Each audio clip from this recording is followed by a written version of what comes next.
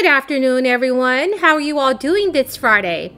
This is your daily news report and fourth stimulus check update. The House has scheduled a vote to advance a bipartisan infrastructure bill and the Democrats' $3.5 trillion spending plan. In a video later today, I will be announcing the 5 winners of this week's Amazon gift card giveaway. Please enter the giveaway. It's not too late. All you have to do is subscribe to my channel, like this video, and also leave a comment below. The House of Representatives will return to Washington next week, setting up the latest test for President Biden's sprawling economic agenda.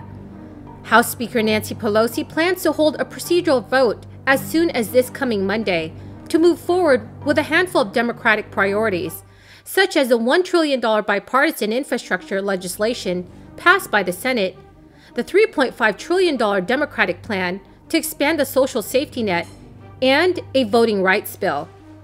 She then aims to join the Senate in passing a budget resolution, the first step towards Democrats approving their massive spending plan without any Republican vote.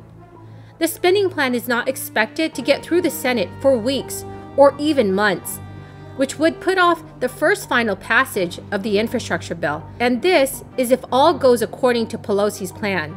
In an effort to keep progressives on board with a smaller infrastructure plan and centrists in line with trillions more in new spending, Nancy Pelosi had said she will not take up either economic plan until the Senate passes both of them. Opposition from within her caucus has threatened to derail the Speaker's plans, leaving Democrats looking for a path forward as they return to the Capitol. A group of 9 centrist House Democrats on Monday reiterated their call for the chamber to vote on the bipartisan infrastructure bill before it considers the spending on any social programs and climate policy.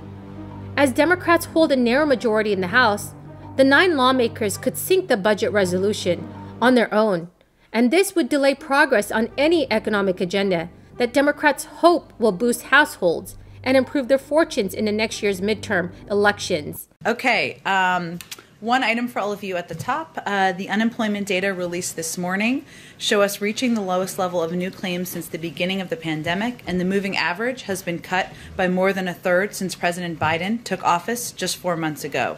We know the policies the president has enacted are making a difference. Today's 4-week average of 505,000 new claims is down from 752,000 the week the American Rescue Plan was signed, and badly needed economic relief started getting out of the door to families and communities around the country. Who doesn't love a chart? So here's a little chart of the weekly unemployment claims just to show you all the trend. These numbers can be volatile, so we caution against reading too much into any single report, and obviously we're looking at trend lines over time, but the trend is clear. In addition to declining unemployment insurance claims over the president's first 3 months in office, the economy has created an average of 500,000 new jobs a month, 8 times more than the average of the 3 months prior.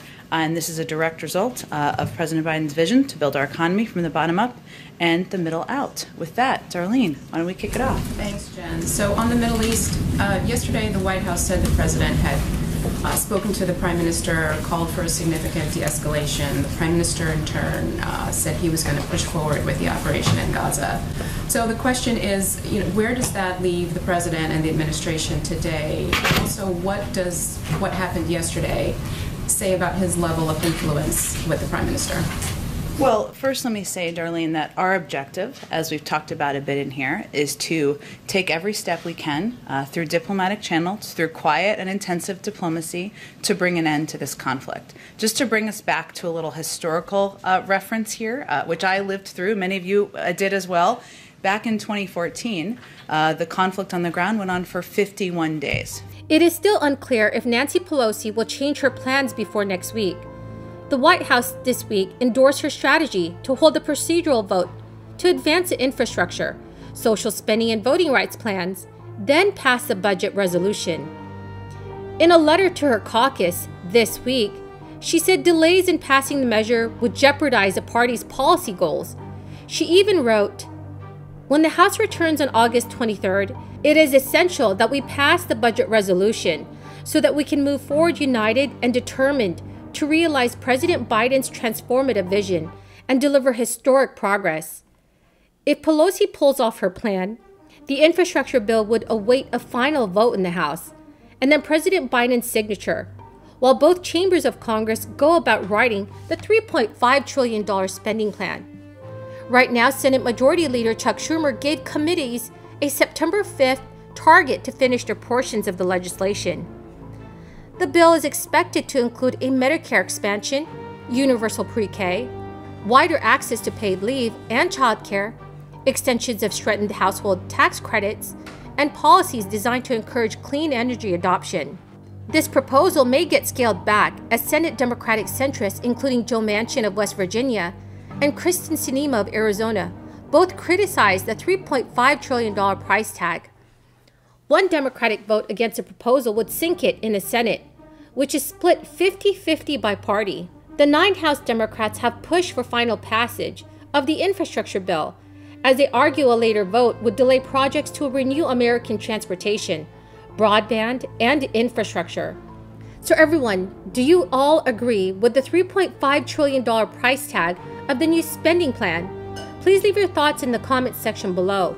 Millions of families across the United States have or will soon receive their second child tax credit payment.